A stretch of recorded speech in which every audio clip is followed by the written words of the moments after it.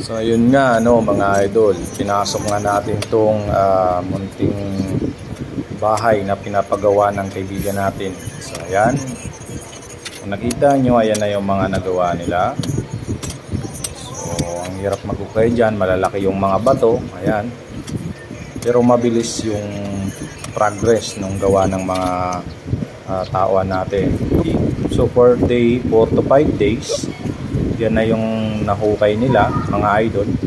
So sinubukan na nga natin ang mundo ng pagiging construction, napakahirap, no? So sinubukan natin ditong maghukay, gawin yung ginagawa nila. So hindi mo mapapansin na yung kamay mo pala nagkapaltos-paltos na. Ayan nga, oh. So tinatanggal natin yung mga kalat, yan. So day 6, halos yan na po ang progress ng paghuhukay nila ng poste. Bali 8 poste yan yung hinukay nila, yan. So ayun na nga, ayan. Tayo tumulong na nga, napakahirap din talaga ng trabaho ng mga construction natin. So ayan, matirik yung araw, mainit. So day 6, ang haba nito is 13 meters. So 4 meters naman ng lapad. So second week, nakapagpatayo na nga tayo ng barracks at poste. So ayan na ang progress. Ayun, may poste na at may forma para buhusan na ng mga pundasyon. So ayan, kasama sa second week yung may buhos na yung mga natin, pundasyon ayan, at may hollow blocks na rin yung kabila. So ayun, second week ay umangat na yung hollow blocks natin, makikita na natin mga idol. Ayan, kasama sa second week na ginawa nila, nakapagpatayo na ng hollow blocks at nakatayo na rin yung mga poste. Napakabilis. Yung third week, ayan na nga. So may Poso Negro na, nahukay na yung Poso Negro.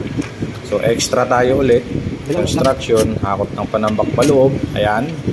So napakapagod yan, simpleng ganyan lang pero napakapagod. Ito, papasok na natin yung panambak. Yan, pinapasok na natin yung panambak sa loob. Lahat ng mga hinukay pinapasok na natin kasi sayang naman kung matatambak lang sa labas yan. And fourth week, ayan na nga po, mataas na ang gawa. So ayan na, nasa fourth week na tayo, ibig sabihin isang buwan. Pero hindi yan complete ng isang buwan kasi ang gawa lang nila is 6 days, minsan 5 days. So extra, ito na, may panambak na naman tayo. Hakutin na natin yung panambak papunta sa loob. Ang hirap kasi masakit sa likod, mainit, yan. Tapos dito kailangan na natin hakutin yung panambak papunta dun sa laundry area natin. Ang tambak nito mula sa ground is hanggang dibdib. Ang tambak nito mula sa ground is hanggang dibdib para mataas. So sinigurado natin kasi lilipas yung panahon,